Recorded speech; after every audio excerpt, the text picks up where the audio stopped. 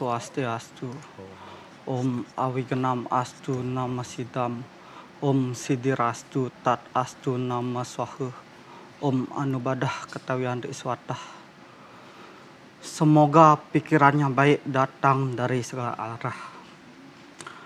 Para penonton TPRI dimanapun berada, bersama saya Igede Suryawan, saya akan memandu jalannya acara Mimbar Agama Hindu. Pada mimbar kali ini saya ditemani oleh narasumber. Nama beliau adalah Bagus Kusuma Putra, SE MM. Beliau merupakan penyuluh agama Hindu yang bertugas di Kementerian Agama Kabupaten Lombok Tengah. Beliau juga aktif di bidang keagamaan, sosial, dan kepemudaan Hindu. Tidak berlama-lama lagi, kita sapa beliau. Om Swastiastu. Om Swastiastu, Pak Gede. Bagaimana kabarnya Bapak Bagus? Astengkare, Angyo Bahagia, Pak Gede. Dalam keadaan sehat, seperti biasa melakukan tugas ke wilayah binaan, pembinaan ke masing-masing kecamatan. Luar biasa ya Bapak Bagus. Walaupun muda, bagus namanya menyebarkan hal-hal positif. Nah, terkait dengan tema saat ini, mengakar pada tradisi menjulang ke masa depan. Catur guru untuk Indonesia Emas. Tentu ini sebuah tema yang sangat puitis sekaligus visioner, mengakar pada tradisi menjulang ke masa depan. Bagaimana Bapak melihat nilai tradisi kita dalam mengawal lompatan Indonesia menuju visi Indonesia Emas? Ya, terima kasih Pak Gede atas pertanyaannya. Sebelumnya saya sapa dulu pemirsa TVRI dimanapun berada. Om Swastiastu.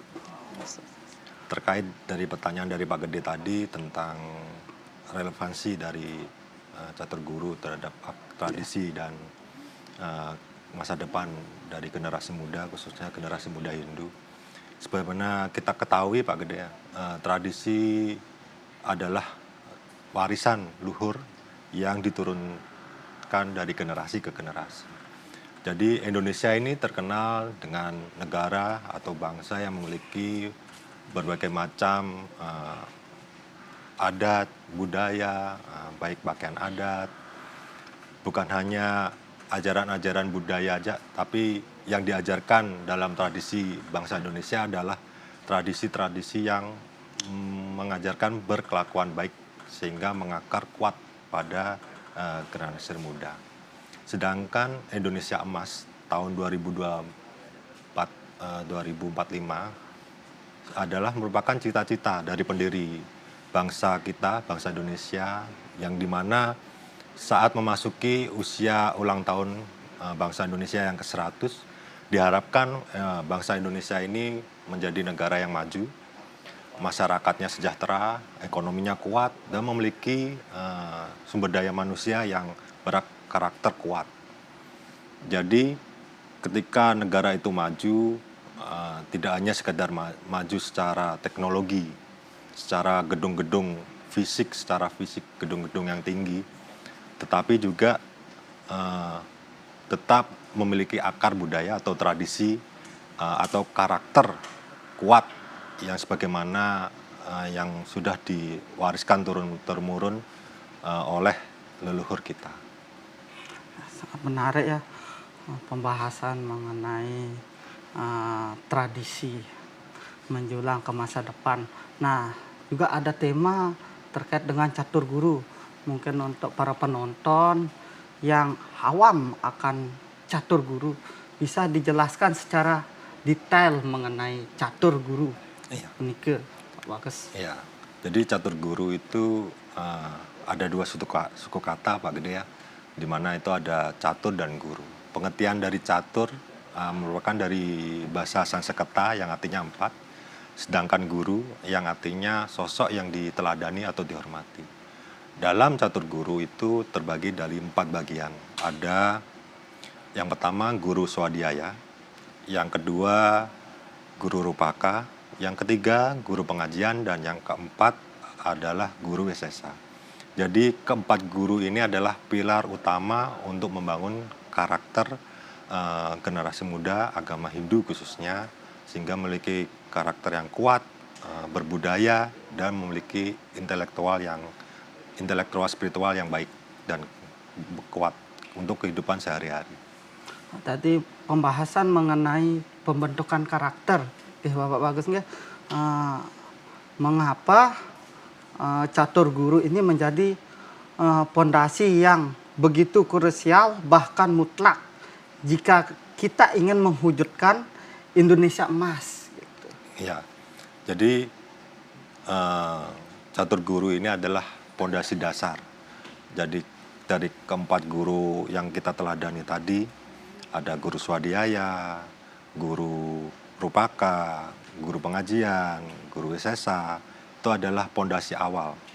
Jadi ketika suatu bangsa memiliki tradisi yang kuat seperti bahasa Indonesia, walaupun dia memiliki sudah maju, baik itu teknologinya, pengetahuannya, tapi ketika tidak diimbangi dengan karakter atau budaya intelektual yang tetap menjadi dasar bahasa Indonesia, itu akan menjadi sesuatu yang berbahaya bagi generasi yang selanjutnya. Nah, tadi ada terkait dengan perkembangan, nggih, Bapak Bagus. Di era digitalisasi ini, tentang pembentukan karakter semakin kompleks. Salah satu adalah maraknya berita hoax. Ya. Tentu tidak bisa kita pungkiri, ya. Nah, bagaimana pandangan Bapak untuk membentengi masyarakat, khususnya generasi muda, agar tidak masuk, apalagi melihat berita hoax itu, termakan berita hoax itu. Ini kan tentu menumbuhkan isu sara di masyarakat. Gitu. Iya, Pak Gede. Jadi saat ini kan banyak kita tergantung dengan sosial media ya. Sedikit-sedikit kita melihat HP, sedikit-sedikit kita melihat handphone, melihat sosial media atau tidak apapun itu. Lagi, ya, tidak terlepas lagi. Jadi untuk mengatasi hoax itu biasanya kita lebih cepat dari kita ya mengetik sesuatu komen daripada berpikir sekarang. Dikit-dikit langsung kita komen. Berarti jagalah jarimu. Iya, jagalah jarimu. Jadi sebelum kita menyebarkan sesuatu informasi, baik itu berita hoax atau berita lainnya yang kita terima, sebelumnya kita saring dulu. Saring apakah itu mengusur unsur sara, apakah ini mengandung sesuatu yang berguna buat masyarakat, buat lingkungan kita, buat keluarga kita. Jadi sebelum kita sharing, kita saring dulu untuk berita-berita apa kita lihat kebenarannya dulu. Apakah itu benar? Apakah bermanfaat buat kita? Jika bermanfaat, ya kita sharing. Tapi jika tidak, menurut kita unsur ada ketidakbenaran, apalagi sekarang zaman AI ya. Jadi ya, itu sangat banyak-banyak gambar yang kita sulit membedakan antara real atau yang hoax. Jadi itu kita harus pintar-pintar buat untuk men-sharing, baru kita men-sharing ke orang lain. Nah, apakah ada dari Bapak Bagus cara dan lakukan untuk generasi muda, apalagi Bapak Bagus di sini kan sebagai penyuluh, tentunya melakukan pembinaan ke masyarakat. Tentu bagaimana cara Bapak Bagus melakukan hal tersebut? Ya, seperti biasa kami melakukan itu, kita ada membentuk namanya Pasraman. Jadi Pasraman ini adalah sekolah non formal di dalam agama Hindu. Ya, sekolah ini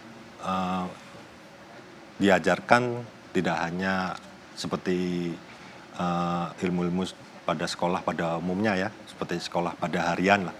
Kalau Pasraman ini kita lakukan pada hari Sabtu atau Minggu biasanya.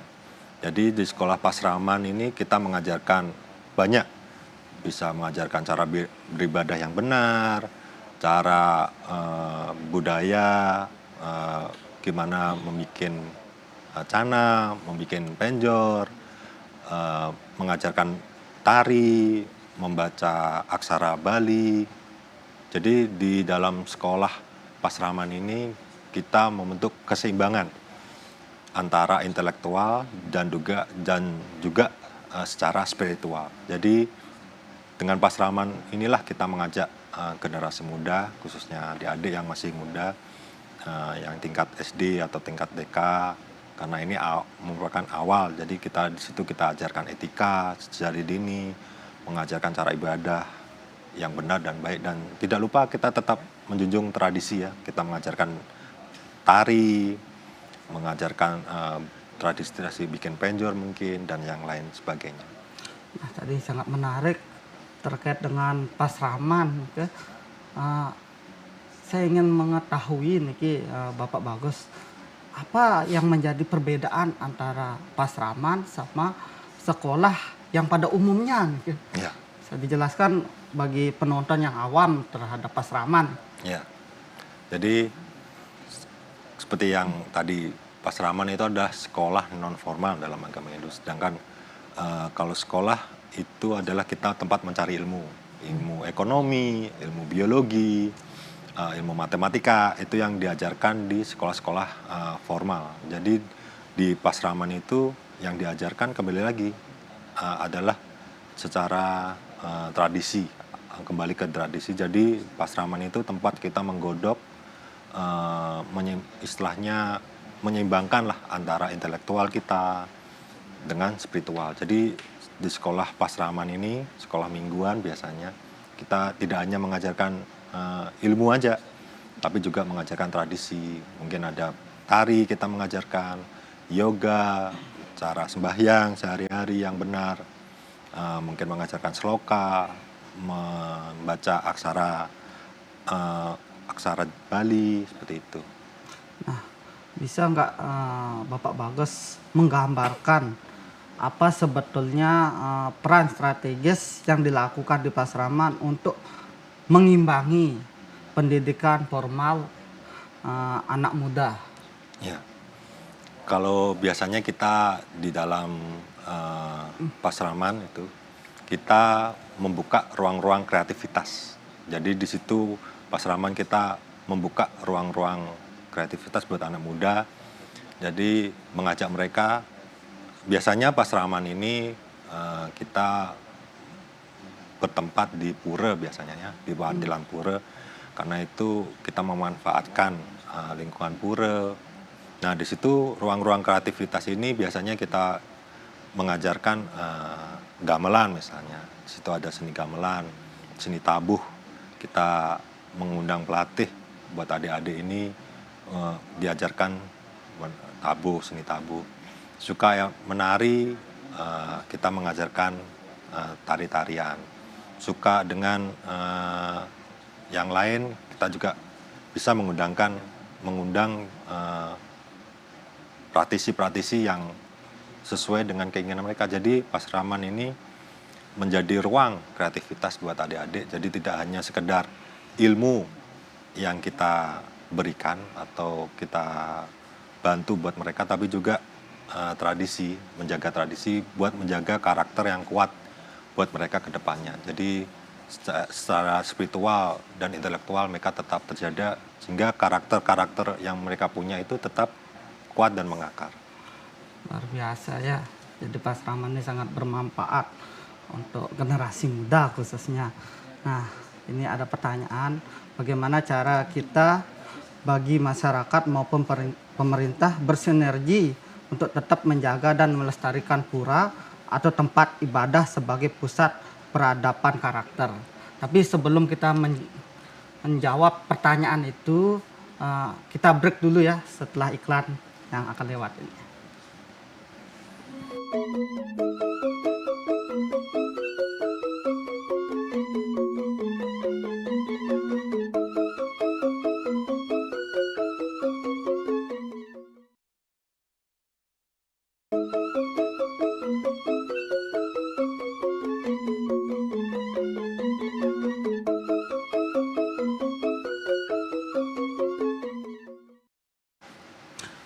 para penonton TVRI dimanapun berada, bersama kita lagi dalam mimbar acara agama Hindu.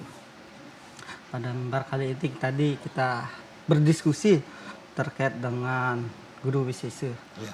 Nah, pergerakan ke guru wisesa, bagaimana cara kita, baik masyarakat maupun pemerintah bersinergi untuk tetap menjaga dan melestarikan pura atau tempat ibadah sebagai pusat peradaban karakter. Tadi kan ke Pasraman, sekarang Ya. ke pura. Ke pura. Ya.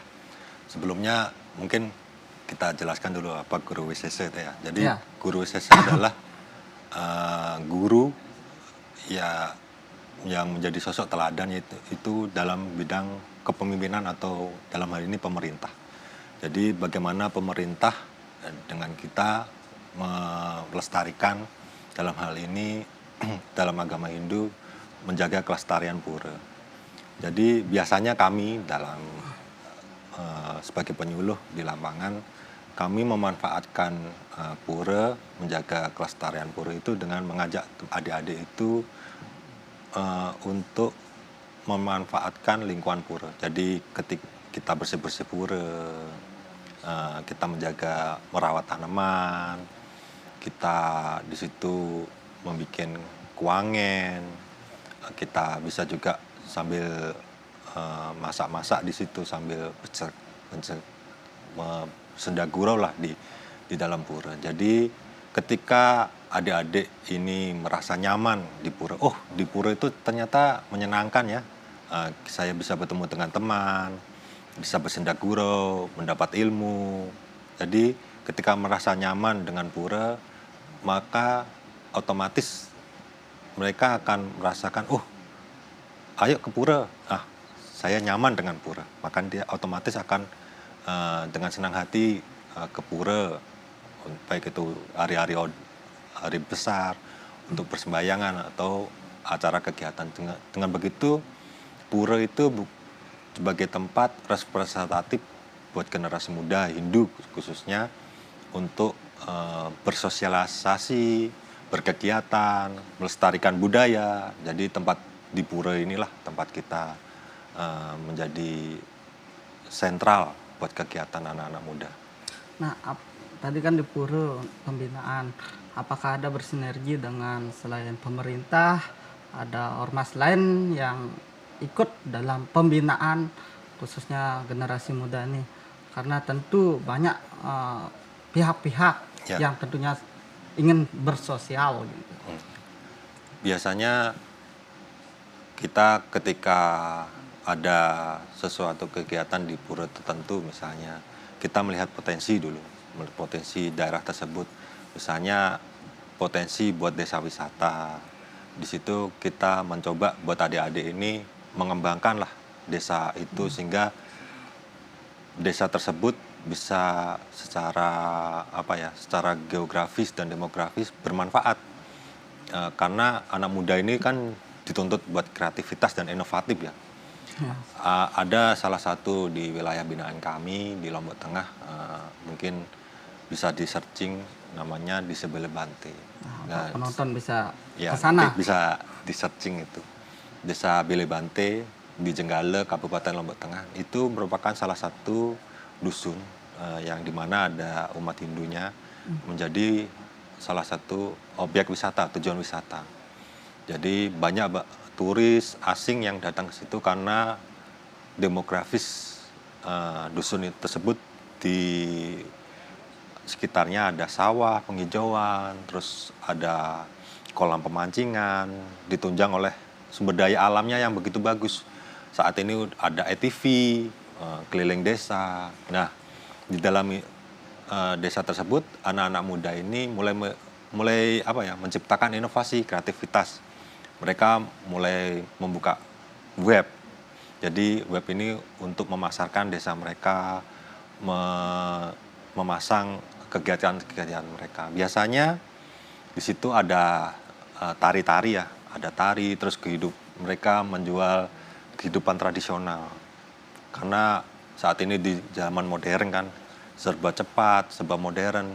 orang itu merasa nyaman dan tenang mungkin kita melihat sesuatu yang kembali ke natural, ke alam ya. Jadi di situ ada cara memasak, diajarkan membuat canang buat turis-turis. Banyak kan turis itu merasa, oh nyaman, bahagia. Nah setelah itu pemerintah setempat, dalam hal ini kepala desa melihat, oh ternyata potensi sehingga di mana pemerintah juga ikut andil membantu mengembangkan desa tersebut mungkin dengan membantu di anggaran, program-program yang sesuai dengan pemerintah, khususnya pemerintah desa.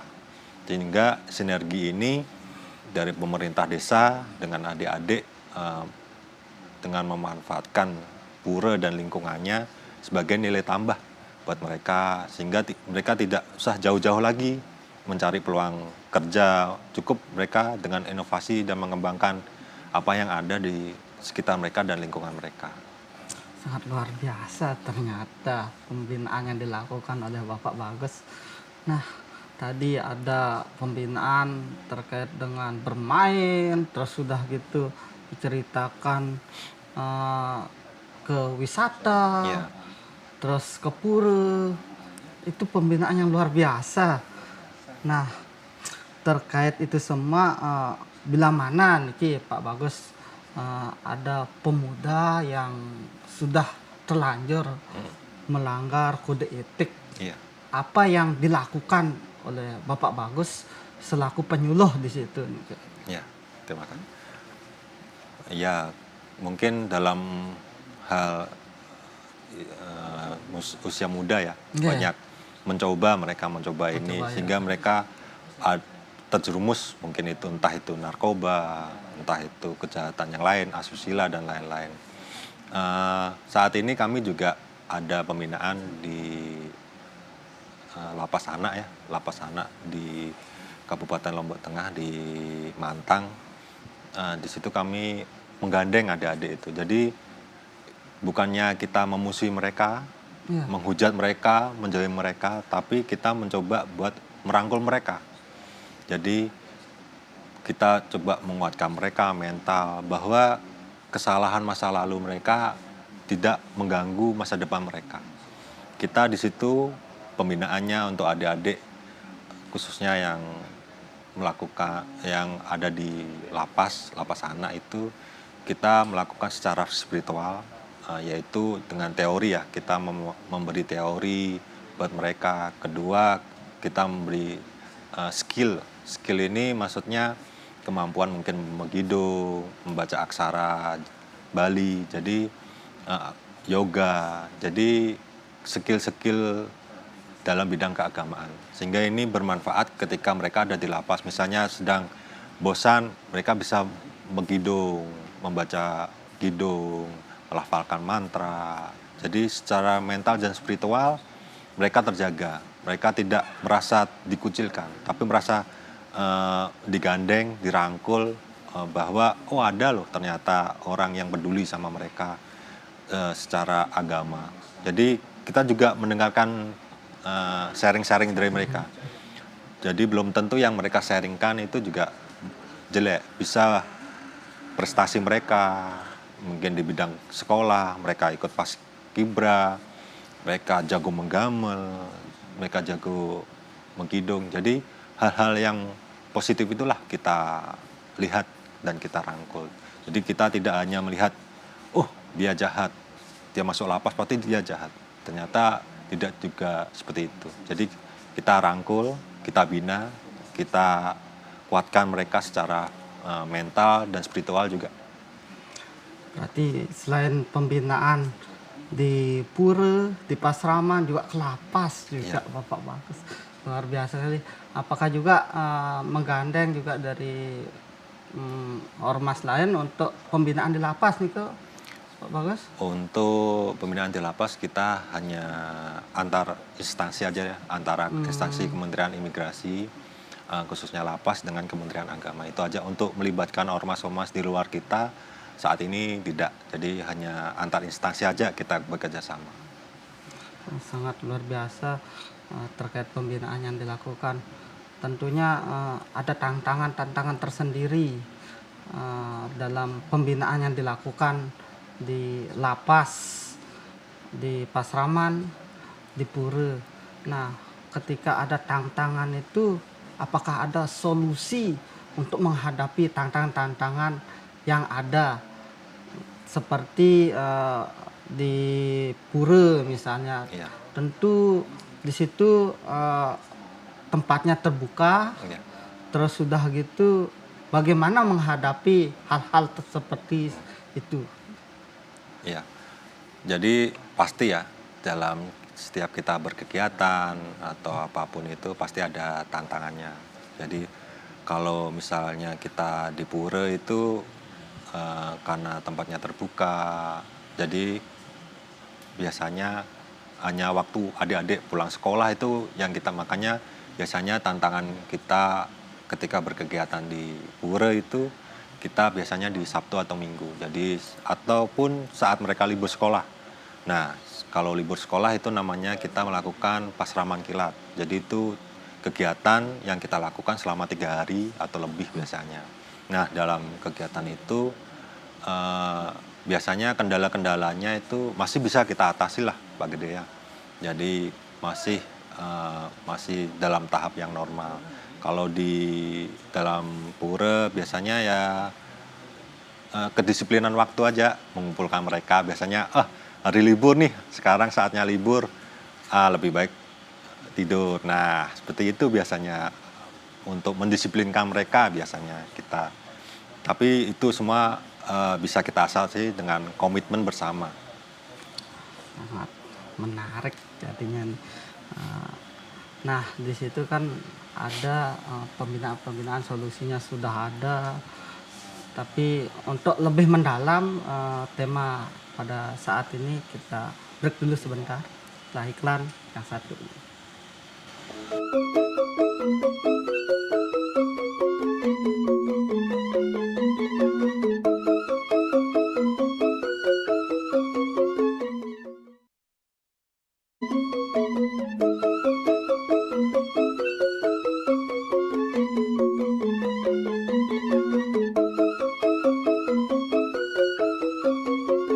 Kembali lagi bersama kita dalam mimbar agama Hindu, ya, membahas tentang tema saat ini.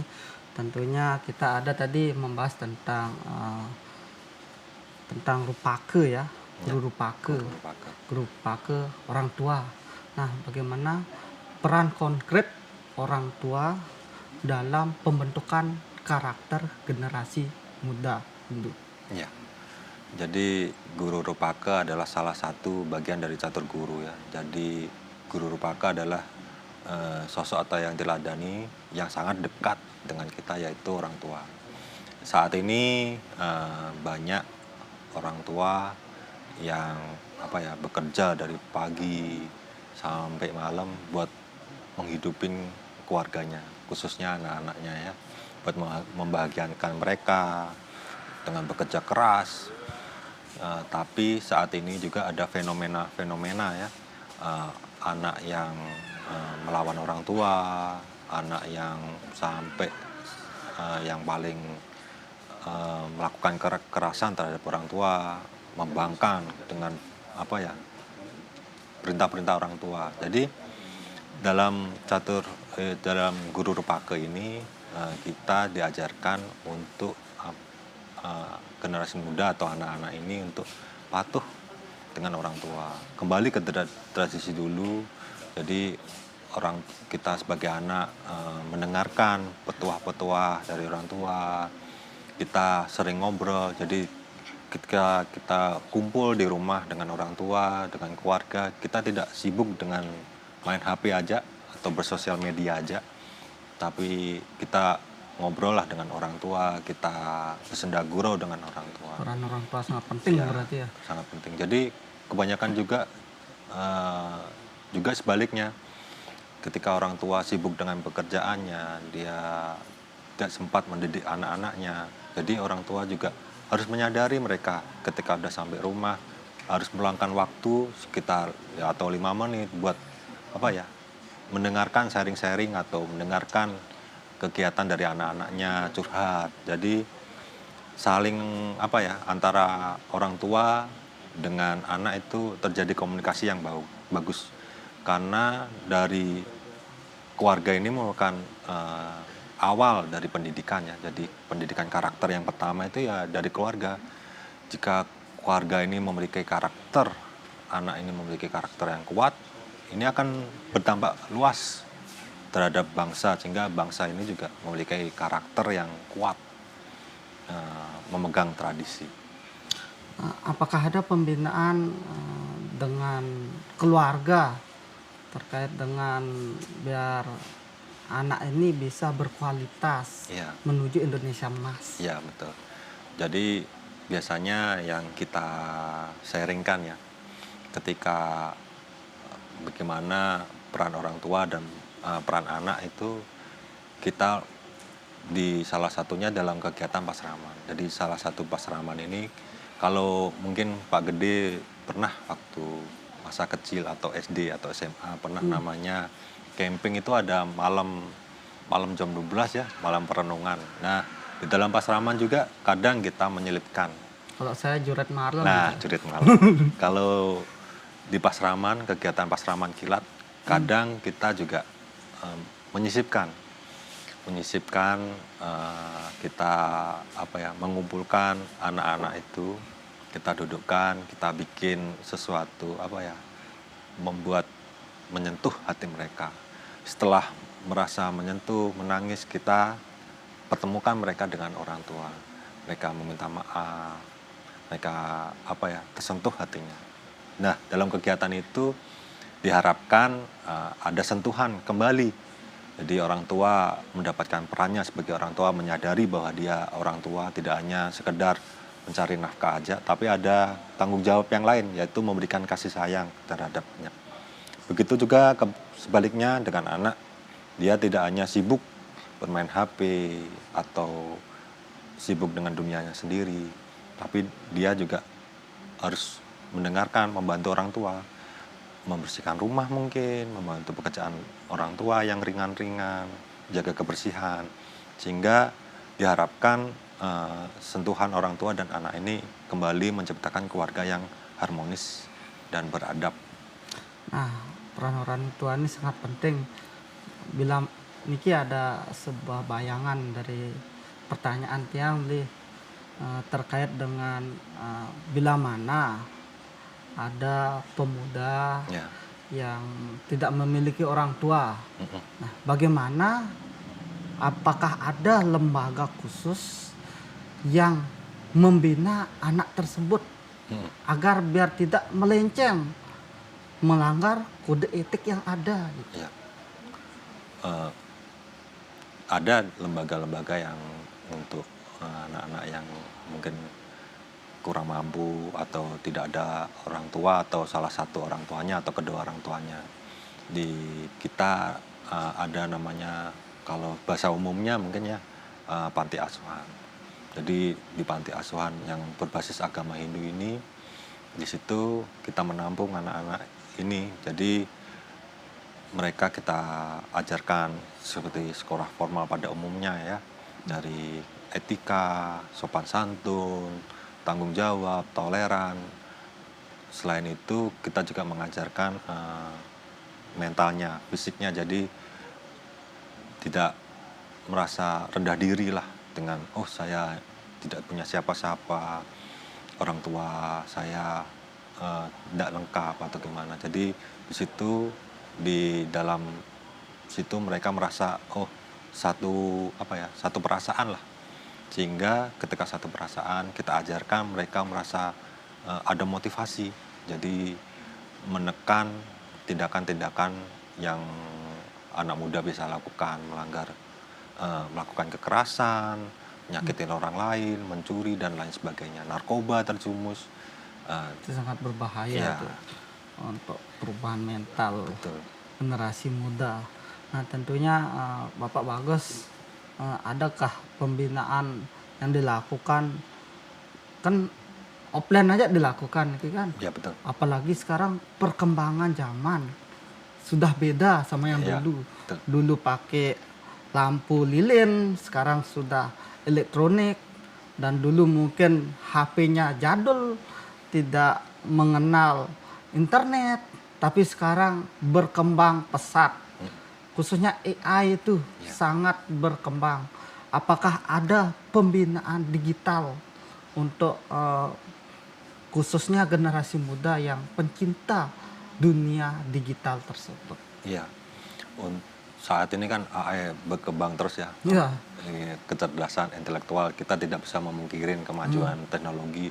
Semua informasi ditahu sama AI. Kita ketik apapun informasi, kita tanyakan apapun, AI bisa menjawab dengan dipermudah dan cepat. Tapi dipersulit juga.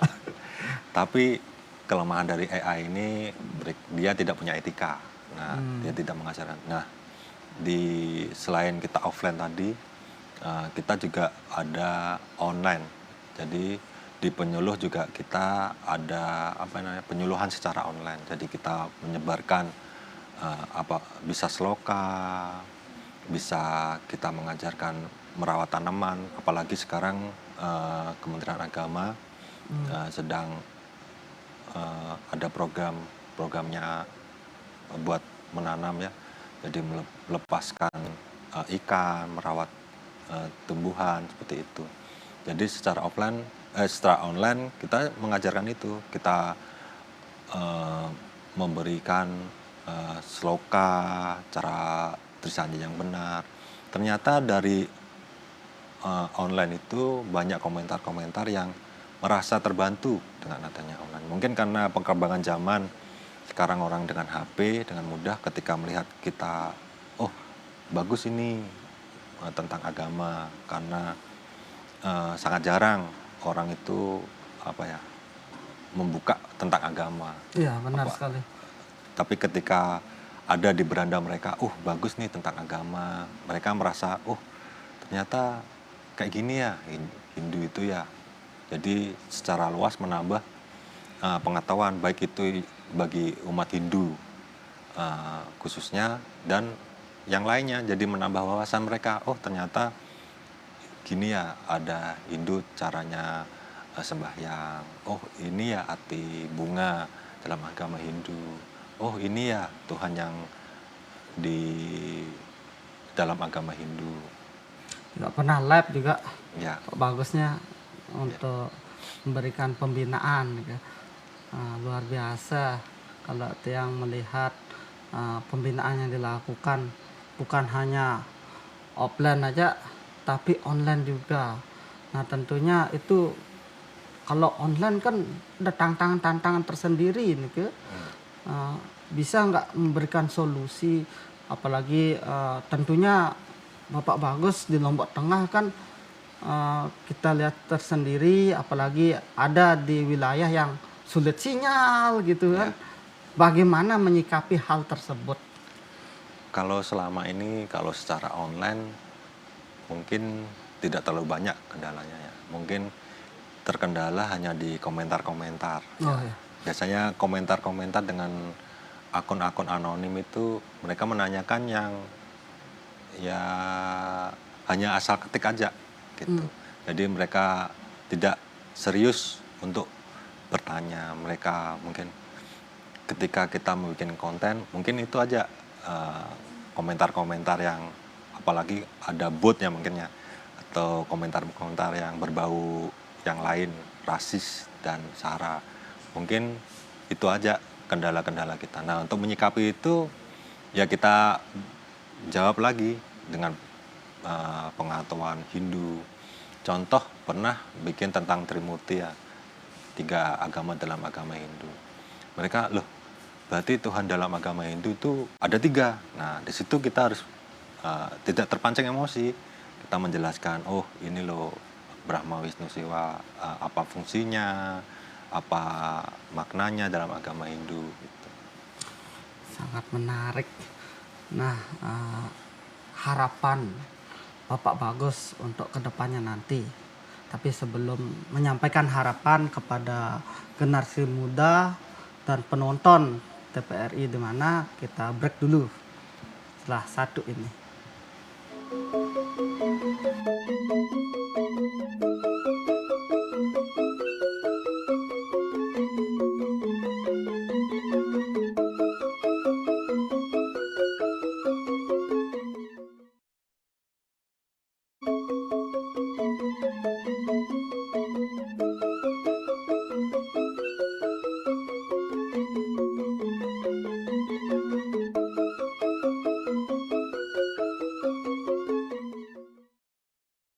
Ya, kembali lagi bersama kita dalam acara Mimbar Agama Hindu. Terkait dengan pembentukan karakter niki Bapak Bagus, eh, apa yang menjadi harapan untuk generasi muda Hindu khususnya yang menonton pada saat ini? Ya, harapan sa- untuk generasi muda ya, Nggih. sesuai dengan yang tema yang kita hari ini kita sampaikan, yaitu tentang catur guru, yaitu menghormati orang tua, menghormati guru di sekolah, terus menghormati pemerintah atau atasan kita di kantor, dan tidak lupa kita dengan Tuhan Yang Maha Esa atau Ide Sang Yang Widiwas. Dengan catur guru inilah kita akan membentuk karakter generasi muda yang tidak hanya pintar secara intelektual, tapi juga generasi muda yang memiliki karakter yang kuat, di mana tidak keempatnya ini tidak berdiri sendiri. Jadi keempatnya ini harus diamalkan dalam kehidupan sehari-hari buat generasi muda, sehingga impian kita untuk Indonesia emas itu 2045 itu akan terwujud, di mana Indonesia yang maju, masyarakatnya yang sejahtera, dan juga memiliki sumber daya manusia yang unggul, tapi tidak melupakan karakter atau tradisi sebagai bangsa Indonesia, yaitu yang suka bergotong royong, toleran, bertanggung jawab, disiplin, ramah, murah senyum. Jadi itu harapan-harapan ke depan buat anak muda tetap mengamalkan ajaran catur guru. Luar biasa ya harapan jadi. Nah, kalau coach untuk pemuda yang ada di Indonesia nih, Ya, gimana coachnya? kalau apa ya, coach mungkin ya. Ya, Jadi ada satu coach yang bagus, yaitu ilmu tanpa etika itu sangat berbahaya. Teknologi tanpa mengerti budaya itu menjadi suatu kehidup kesenjangan sosial. Jadi antara ilmu, teknologi, dan adab atau tradisi dan etika itu harus tetap seimbang. Mungkin itu aja coach untuk anak-anak muda ya. untuk hari ini ya. Iya. Luar biasa coach untuk hari ini untuk menjawab tantangan-tantangan yang terbesar khususnya di generasi muda Hindu, eh, menggunakan catur guru Ya. sebagai pondasi awal, di mana kita hormat kepada Tuhan, hormat kepada orang tua, hormat kepada guru di sekolah, hormat kepada pemerintah atau pemimpin gitu. Nah, terkait itu semua, bila mana iki Bapak Bagus ada ujaran-ujaran kebencian gitu dari dunia maya terkait dengan sistem pemerintahan, bagaimana menangani hal tersebut agar tidak terjadi membias kemana-mana. Ya. Jadi menyikapi hoak-hoak ya yang Ujaran tentang kebencian. kebencian terhadap khususnya kebijakan pemerintah. Jadi pemerintah ini adalah guru rupaka kita, guru wisesa. Guru wisesa bagi kita, yaitu kita hormat kepada pemimpin, dalam hari ini pemerintah. Jadi pemerintah ini mempunyai tanggung jawab, yaitu untuk kesejahteraan warganya, menjaga ketertiban, memberikan kesehatan yang kesehatan yang cukup buat warganya. Dan untuk menanggulangi hoax, biasanya hoax pemerintah itu seperti tadi kita sharing dan kebijakan, karena banyak sekali kebijakan-kebijakan yang dilakukan oleh pemerintah itu pasti diputuskan atau dilakukan untuk kepentingan warganya. Jadi tidak mungkin pemerintah itu melakukan suatu kebijakan yang merugikan warganya. Jadi sebagai warga negara yang baik, kita boleh mengkritisi, kita boleh mengkritisi pemerintah di era demokratis seperti ini ya. Tapi tetap dengan cara-cara yang mempunyai etika, yaitu tidak mencaci maki atau mengujarkan kebencian Jadi ketika tahu itu berita-berita kebencian, sebagaimana kita menyikapi dengan catur guru, oh kita kontrol, gitu. Kita tidak menyebarkan ujaran-ujaran itu, kita menjaga istilahnya kondusivitas kita mungkin antar agama, antar manusia, dengan lingkungan juga. Jadi kita mengajarkan juga salah satunya Trihita Karana juga yang menjadi pedoman kita selain catur guru.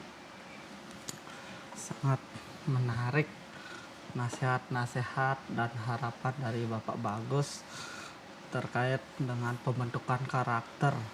Tadi Tiang dapat sedikit beberapa pandangan dan ilmu dari Bapak Bagus luar biasa, bagaimana kita melakukan pendekatan kepada anak muda melalui pasraman, terus sudah itu mengajarkan ke pura, terus sudah gitu selain itu melakukan bimbingan-bimbingan melalui online. Itu luar biasa. Bisa saya kutip di dalam Sarasamu saya Sloka 4, menjelma menjadi manusia adalah hal utama karena manusialah yang dapat menolong dirinya dari sengsara lahir dan mati. Dengan kita wujud menjadi manusia, gunakanlah kesempatan sebaik-baiknya dan lakukan ajaran sesuai dengan ajaran Trikaya Parisuddha. Berpikir yang baik, berkata yang baik, dan berbuat yang baik. Ketika kita melakukan hal yang baik, maka hal yang baik kita dapat. Maka pertemuan kali ini di acara Mimbar Agama Hindu ini memberikan hal positif bagi kita semua dan pembentukan karakter yang luar biasa, baik dari yang negatif menjadi positif gitu. Di akhir kata yang tutup dengan pantun, bila ada paku yang patah jangan disimpan di dalam lemari, bila ada kata yang salah jangan disimpan di dalam hati. Kita tutup. Rama Santi. Om Santi Santi Santi Om.